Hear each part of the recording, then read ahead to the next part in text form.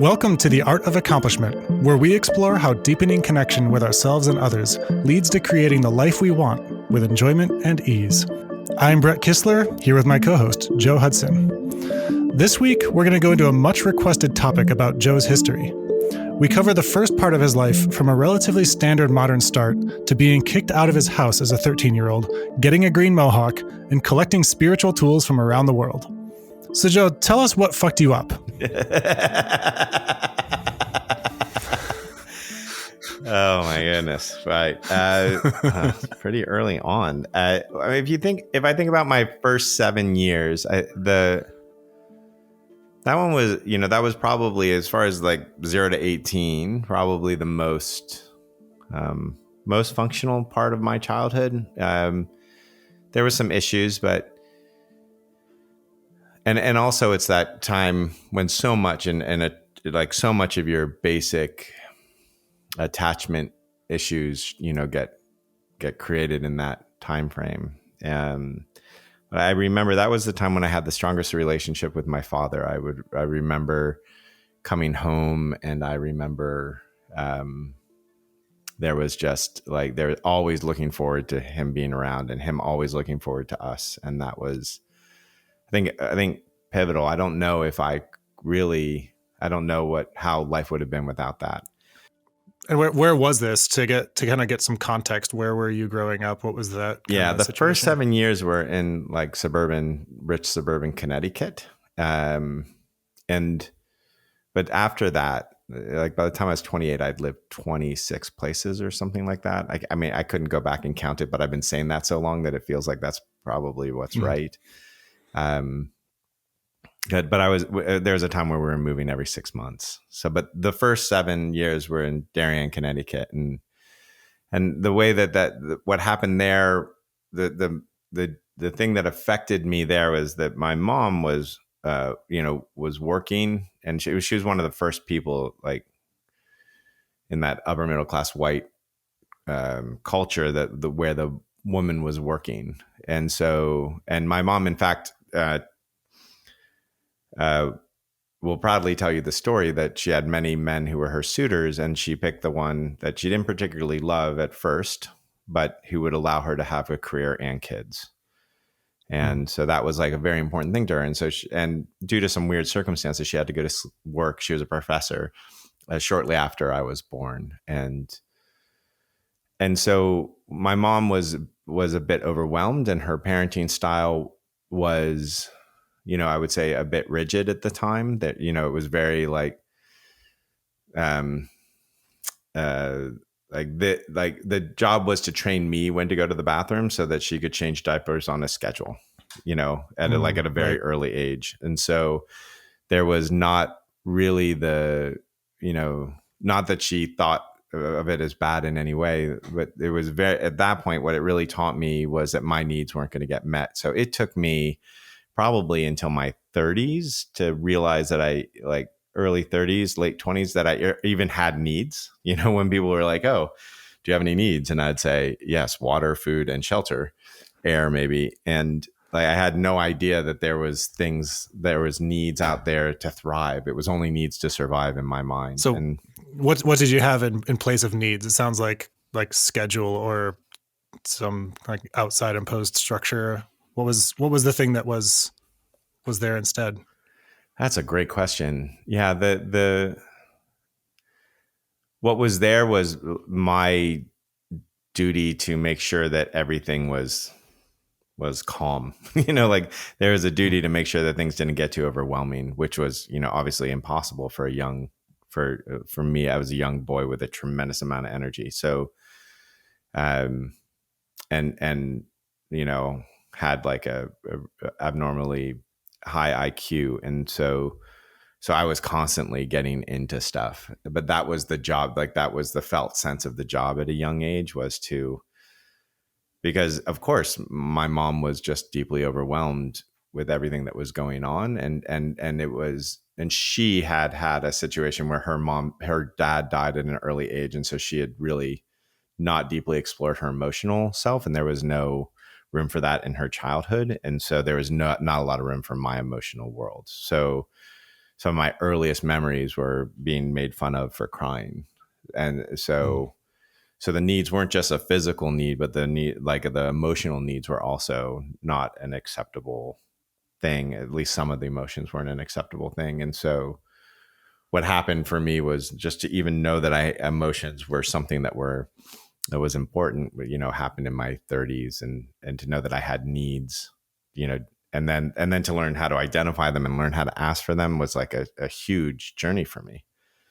It was a really significant journey later in life because of that. And the other thing I think was that the relationship was very much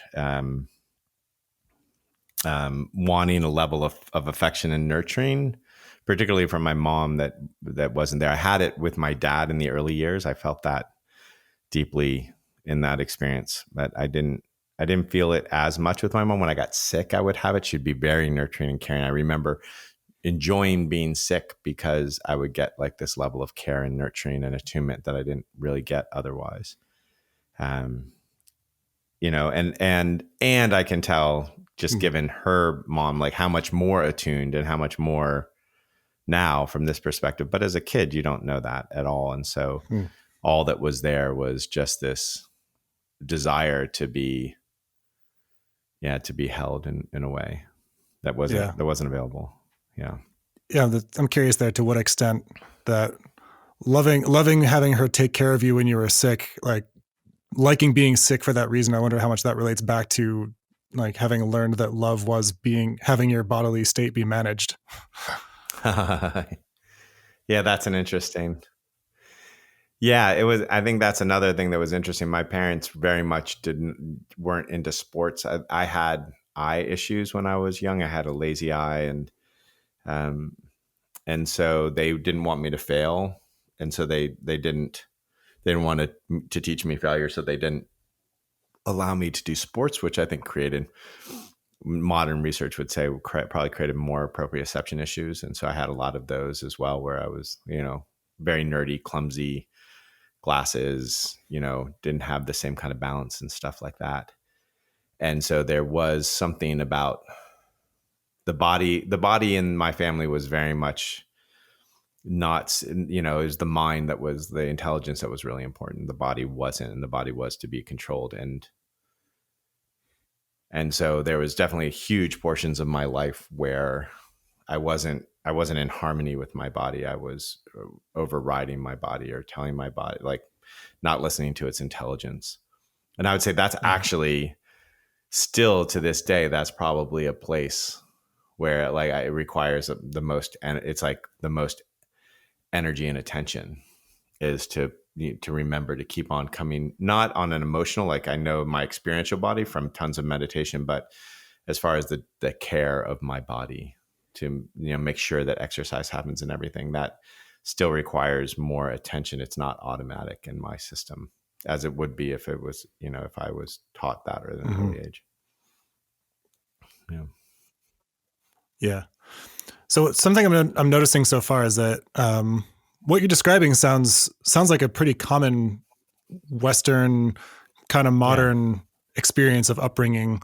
Like a lot of our parents have had similar kind of starting places in their parenting style, and people entering, like women entering the workforce more, and like sort of the American experiment shifting more to the dual working family from what other traditional forms had existed.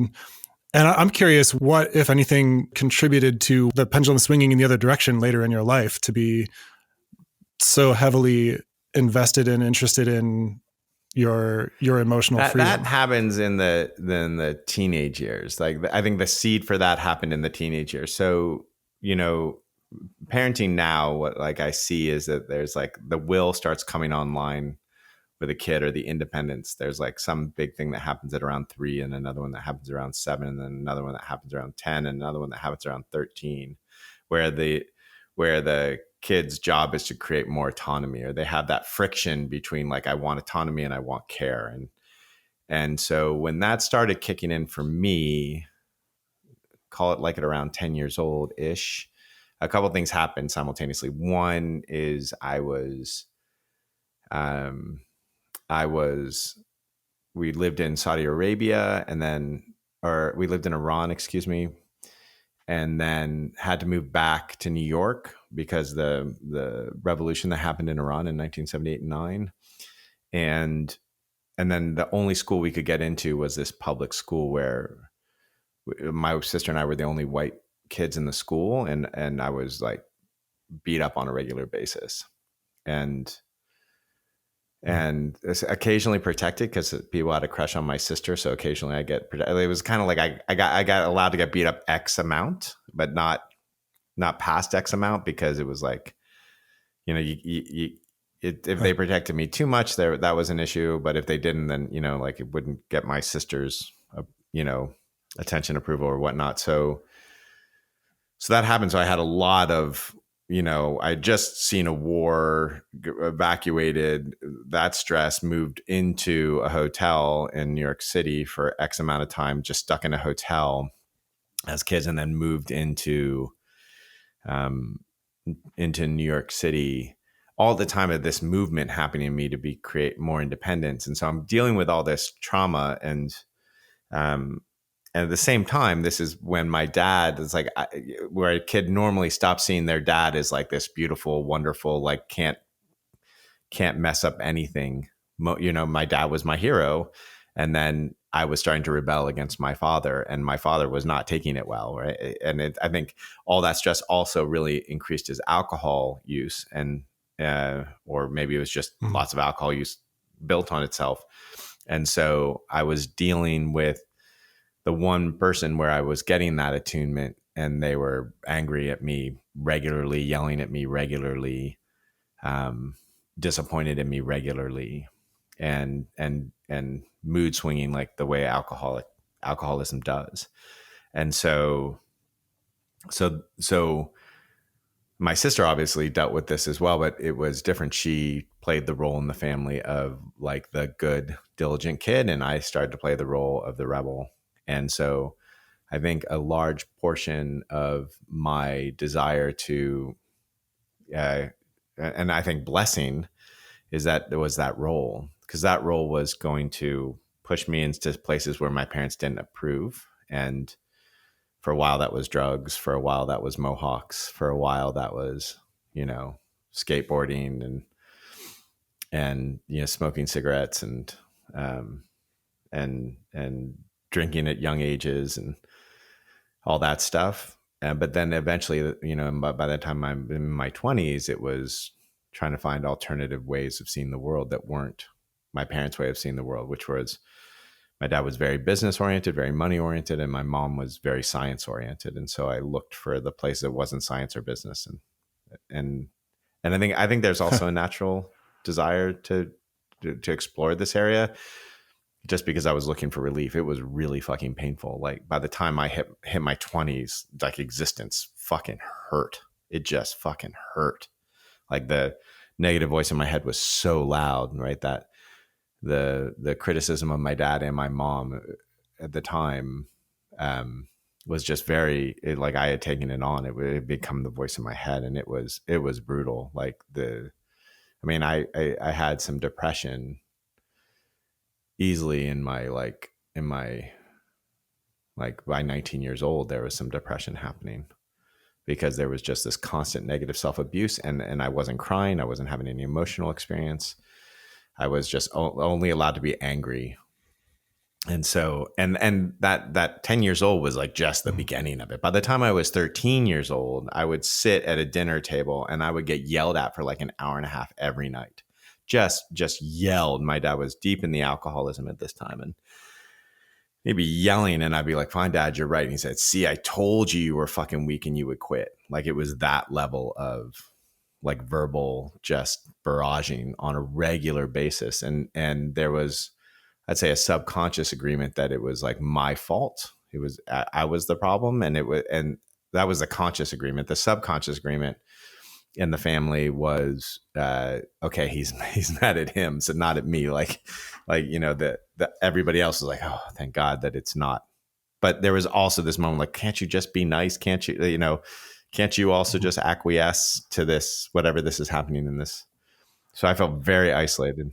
So you were the scapegoat in the dynamic, keeping the game in play. Yeah, I was that. I was also like I would say in like family therapy thought process, I was the crucible that kept the parents' marriage alive, meaning that I was the problem that they could like come together over. So, I would I at this point I'm like obviously didn't want to be home, so I would just like leave, and at one point they kicked me out and they had this list of things that I had to do to come back, and I wouldn't sign the list, and like cops had to take me into the social services. It was brutal, right? And I'm 13 at the time, and I was like trying to figure out how to live away from home, trying to figure out how to literally, I was like trying to figure out, can I rent a room if I tutor? Because I had really good grades at the time. And could I tutor kids and make enough money to pay for rent and food and go to school? And when I went to the counselor to talk about that, the cops came and picked me up, called me incorrigible, took me to social services. Wow. Like it was, yeah, there was right. And then, so that part was interesting. So if I want to go back to this. So the first part was the kind of the attunement attachment issues, what happened in those first years.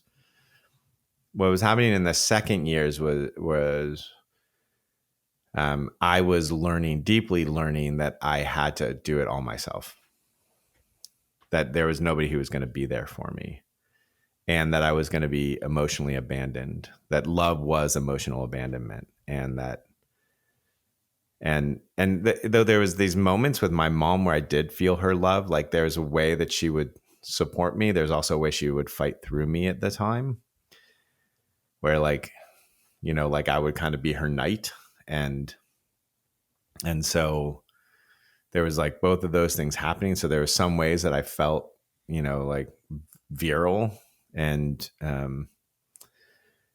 but what wasn't going to be there for me was that somebody was going to take care of me. So I was going to be emotionally abandoned. What's interesting is that I never felt materially abandoned, meaning that what my dad would do, which was amazing, was that like if I ever got in trouble, which I did regularly, like went to jail a couple times just for like little stuff. Never had charges pressed, but being a rebel, like it just, and my dad would just come and pick me up and say, okay, what are we going to do? Like I never got in trouble for any of that. He was just like, yeah, wow. The cops there was like never, it was just like, he was very supportive in those moments, which was really fascinating. And also, yeah, what a mind fuck. I never thought about on the that. one hand to be like, yeah. Okay, well, if the cops if you're in trouble with the cops, everything's, hey, you're good. And then at the dinner table, rah! It's like nobody else gets to beat up on you but me, almost, is the energy. Yeah. And yes, there was that. There was like this very upset over things like, maybe the coffee, whatever, I'd messed up a coffee machine, or that like I criticized something, or I didn't wear the bathing suit that he'd bought me. That was like I remember that particular fight in the hotel room. It was like so bad because he had a Speedo that he wanted me to wear, and I wouldn't wear it. But going to the jail for the night and getting picked up, he was just totally cool. Yeah, I can't get the picture now out of my head of you in a Speedo. How it was blue with like little. No. The thing is, I never wore it, and so that was the thing. He really he had a matching one. He really, and all of his anger towards me, in retrospect now, was him like feeling unloved. That's what it all was. It was like he thought that he still wanted me to admire him and love him and want to be him, and what he couldn't see was that all I wanted was his love and appreciation. So it was just this, so it was a really fascinating time. But what I learned there is that, and which also that it wasn't until my 30s where 30s where I started to undo this one too, which was like I was constantly, when I noticed for myself and others, when you get taught you have to be self-reliant, it's really great and it makes you successful in business in many ways, or can. But what it also does is it makes it really hard. You make it really hard for people to help you because you never trust it, because you get angry a lot. So there was like a whole bunch of anger issues that I had to deal with. There was a whole bunch of self-reliance issues that allowed it really, really difficult for people to be able to support me. It allowed intimacy was really challenging. To let love in was really challenging. All those things, and then constantly creating it so people would emotionally abandon me. So that was all happening, and that's how that got created. Yeah. Got it. So going into your 20s, you've got this super abusive voice in the head. You're depressed. You're miserable. At what point? I mean, that's where many people stay, and they also don't necessarily recognize, like, oh, there's an abusive voice in my head, until they show up to a workshop and explore it. So I'm curious, what had you start to recognize something was going on, that there was something you could explore and change? I think there's another thing that was happening, was that like the narcissism had set in at this point, right? And by the time my 20s are coming up, like I'm feeling better than people, like that protection that is necessary in that world, because it's like there's I think there's this reality that happens with kids, which is like, if I really allow the truth in, it means like, oh, my parents can't take care of me the way that I need to be taken care of. And that's like an untenable truth for a child. And so instead, what happened was that I created this like very big wall of protection, which I would call narcissism. And I don't mean narcissism like narcissistic personality disorder kind of stuff. I just mean trait like narcissism, not yeah. But like I was feeling like I was often protecting myself by feeling I was better, very judgmental, emotional, like constipation, wasn't able to cry. Yeah, all those things. All those things were happening. And so I was not really available, but very much still yearning for the affection and still yearning for someone to take care of me. And to what extent were you aware of that yearning? Not at all. Not at all. So what happened was, so I think the seed of it was actually in Catholicism. You know, I took a lot of solace in CCD and the stories of Jesus. Like it was the only thing that felt somewhat real to me. The parables, particularly the parables of Jesus, like they felt very like there was something there in my young ages, and I would like correct the CCD teacher, so I would get in trouble there. It was like, not only was I rebellious, but I was like capable of being rebellious in like the most annoying of ways. And so, but there was something there that touched me, and I got really deeply into religion and religious studies. So by the time I go to college, I got kicked out of my first college with like a 3.95, but I got kicked out for behavior of basically rebelling against everything I could rebel against, including myself, frankly, at the time. And there's more detail on that story in some of the early episodes. So but that rebellion, with the way it paid off was like I got into Hermann Hesse, I got into the stories of Jesus. And so when I got to college, I just was like, I'm not taking this like 101 class. I'm going to go and substitute it for like an advanced religious studies course. So I studied Taoism. I studied like Hermann Hesse. I studied, and that's where I was deeply interested in these alternative ways of looking at life and spirituality and whatnot. And so I started to deeply take a look at that. But it was all very heady. It was all very intellectual, but it opened the door. It was like the seed was planted that there was like this other alternative, that transformation was possible.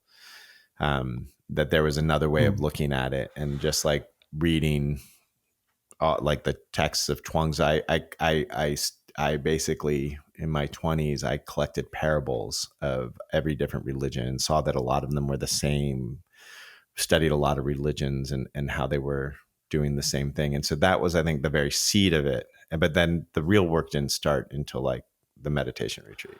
Yeah. I'm curious, when you said like that they planted the seed that helped you realize that transformation was possible. What had you recognized that it was transformation and not salvation or some other concept? That's a great question. That was possible. Well, I think it was basically because, I think transcendence was in there for sure. but salvation wasn't in there because I was self-reliant. There's no fucking way salvation was going to happen. Mm. You know, that like there was a whole bunch of stuff that I had to get over. Like, I'm not going to hell, that there's no like, you know, like there's no heaven and hell and that kind of stuff. And like that I was taught in Catholic church, that I need, and the guilt part, like, but the idea of being saved was like, that's not happening. Like that's not, it couldn't even be a part of my reality. And, you know, as we think about it now, I see that oftentimes the way that we relate to our parents is the way that we relate to God, is the way that we relate to money. So if we're constantly trying to get our parents' love, we're often trying to get money. Or if we feel like our authority figure was never going to save us, and usually we don't believe that God is ever going to save us. And so I think that's where it really came from. Like, there was just luck in it. There was like, if I was in a different role in the family, I'm not sure if I'd ever really be here.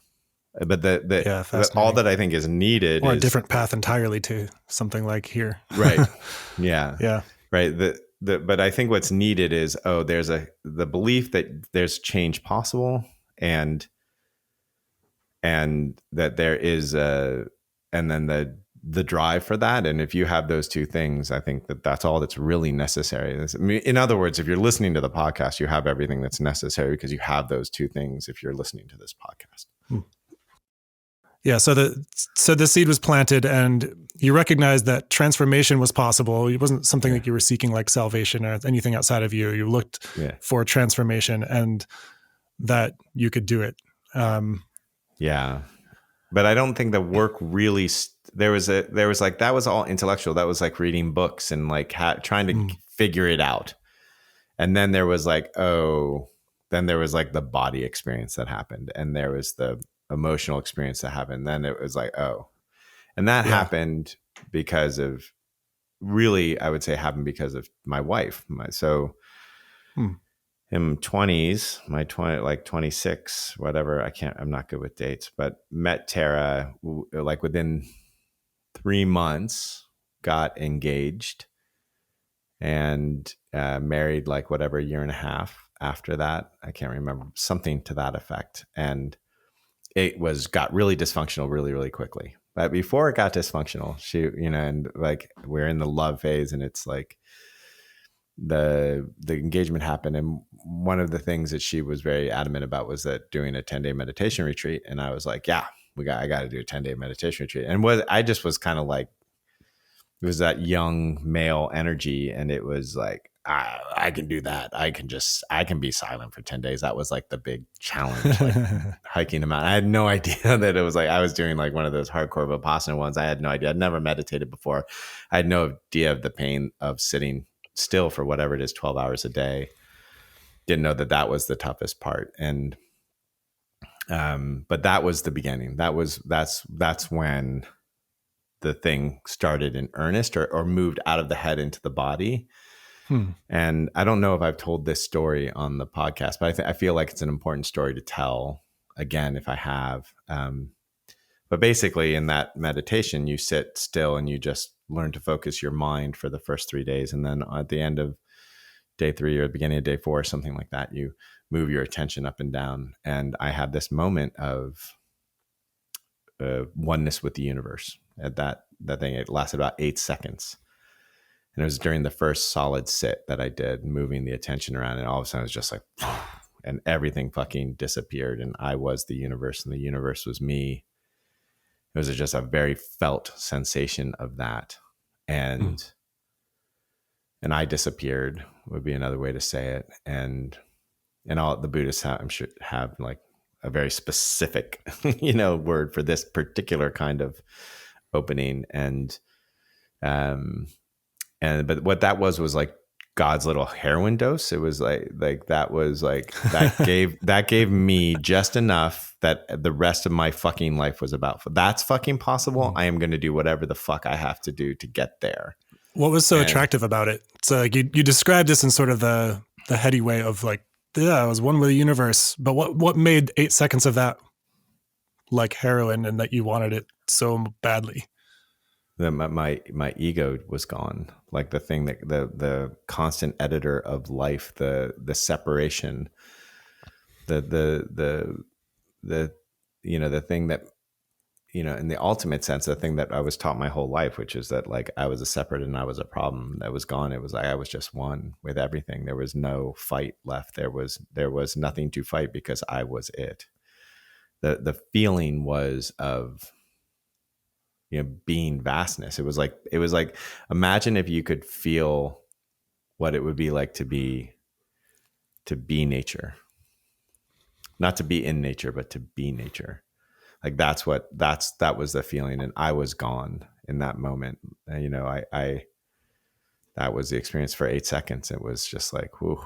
And whatever that was, I was going to do whatever. And unfortunately, what happened in my journey at that point was I tried to recreate that for years. I think 8 years or something like that, maybe 7 years. I tried to recreate that experience, and that like is just flogging yourself. And like I immediately took this thing that was my nature that I got a taste of, and I made it a goal, and I made it effort, and I made it something that I had to achieve to be good enough. I turned it into all of these things that denied the nature of what I had experienced. I immediately my brain immediately co-opted it and was like, and I remember like sitting, meditating, trying to effort myself back into that experience again, not ever recognizing for years that it was received. It wasn't created. It's like your memory of the experience ended up taking the shape of all of the blocks that would stop you from being in that experience all the time. Yes. Yeah. That's a great way to say it. Yeah. Yeah. And so that was the unfortunate part about it. The fortunate part about it was that I was like, that's when it opened up. I'm like, I will fucking take any tool. I will do anything. I will travel to wherever and do whatever to get that back. And so the benefit is that when I was doing that, and because of my fierce like will that I was taught, and the fierce like self-independence, I just went for, in my conditioning, I just went for every possible tool that I could ever find and just tried it out. And I was doing that, like I did that instead of working for most of the next 8 years. I just did that all the time. So like late 20s, early 30s. Mm-hmm. Yeah, until about 35. Mm-hmm. Yeah, I was just constantly this therapy, this course, this. I was there. I was in it, and what I didn't know till later was, because I've seen some people go into that space and it happens, but like all the psychological stuff, all the emotional stuff is still unhealed, undealt with, and so that can get really complicated. So what was lucky is that not only did I learn a tremendous amount of tools which puts me in a position right now to do the work that I do, but I also healed a lot of stuff before I could access that space, or before I realized that space was my nature, that was where I rested. And so there was a lot of work that was done, which I'm very, very grateful for. But the experience itself was painful as fuck, because I was constantly not there. I was constantly trying to fucking be somewhere that I wasn't. I was just using it as a way to beat myself up. So all of that stuff just was like, it was painful as fuck. Yeah.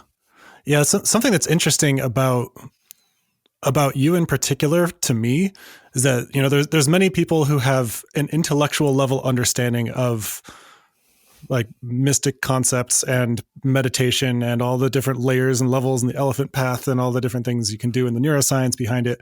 And then there's a lot of people that I see that have a lot of the felt sense capacity to like reach these states meditating. Yeah. And there's something that's less common that I see in you, which has had me very attracted to this work, is that emotional and psychological layer. And for myself, I've been focusing less on the meditative practice and more on the psychological, emotional stuff, just kind of trusting that the more I work through my emotional stuff, the more I just am in myself as in my natural state and less in my conditioning or whatever story that is. Yeah. And I'm curious, like for you, what made that what made it that your path brought you into so much contact with this emotional and psychological side of this? So I think I was just lucky, born at the right time, meaning that like I was born at a time when there was free meditation retreats happening for the first time. And, I mean, maybe it started in the 60s and 70s. And so I'm doing it in the 90s. And I would say the version like 3.0 of psychology was happening, where it passed Freud and it had passed some of the other stuff. And there was like this kind of more integrated psychological approach. And so there was just a lot of tools available. And I was living in California, so there was just a shit ton of tools available. And I didn't distinguish between a meditation tool and a spiritual tool. For whatever reason, my brain was like, I will just take any tool. There's some wisdom. If I saw something that affected somebody in a positive way, I was like, I'll do that. And I didn't give a shit what it was. I was very lucky in the fact that I wasn't religious about it. And like some people are religious about like psychology doesn't work. Psychology does work, or some people are religious about it. Like psychedelics work. And some people are like psychedelics don't work. Like I didn't give a shit. If I saw somebody change, I didn't care what you called it. I just did it. And there was just a lot of it available. And I was really lucky. There was like, I could read non-dual teachers, which I did a tremendous amount. And I could read them from like 2,000 years of history and cross-culturally. And, I could read a guy who was a heroin addict, non-dual teacher, ex-heroin addict from Holland. And I could read, a 1,200-year-old Zen teacher. And like I had that. And then I could go do the Hoffman process, and I could, I had a great therapist. And, so I was just very fortunate. And a lot of it, like the introduction to it, a lot of it was Tara, who had just started discovering it herself, had just done a retreat or part of a retreat, and silent retreat, had a therapist, and it was really good. And so there was like that. I was very fortunate that way. Tara started to open the door, and then because I was rebellious, I was in this artistic community in the 90s in San Francisco. And so there was all sorts of alternative things that were happening that I got to try out, and I got to see people transform. And anytime I saw it, I was just like, what are you doing? Get me in, like that was the thing. And so I think that's what I think I just got lucky. But there was something else that happened too, which was, and I know I've told this story, but some part of the recognition that I stopped crying from that early childhood time, that emotions were shut down. And I saw that picture of me being made fun of for crying. And I was like, okay, I just know something's not right about this. And so that's like what began the emotional inquiry. And also like the relationship with Tara, I see this in a lot of relationships. One person kind of holds the emotional and one person holds the intellectual, and the intellectual person is like, I'm better than you because you're like out of control with emotions. And the emotional person is like, oh, I'm not as good as this person, but also fuck you, I'm better than you. Well, Tara was really, really willful. And so she was just not going to give up. Like, she's like, yeah, I don't care. I don't believe your logic. I don't give, like, you're not smarter than me. Cause she's also like, just, she also knew she had like this crazy brain on her, but she had done this acting. And so she knew this emotional stuff was important and valuable.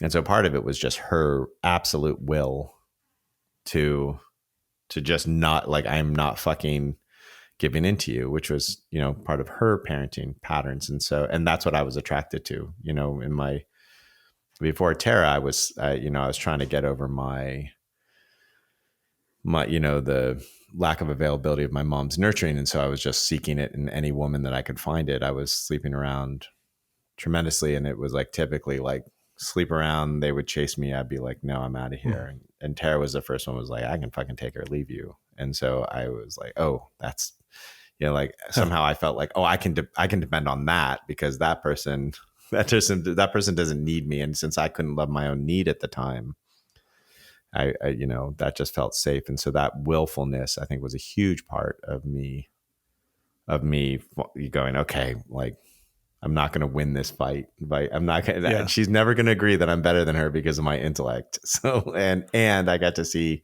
some of the benefits of her emotionality. And so that's also a big part of it. All right. Thank you, Joe. We're going to pause this right here, and we're going to come back again in another episode to finish the conversation. Thank you, everybody, for listening. And if you know somebody who might appreciate what you heard today, please pass this along and share what resonated for you. We love your feedback, so hit us with comments or questions through our website, Circle Community, or tweet us at artofacomp. You can reach out, join our newsletter, or check out our courses at artofaccomplishment.com.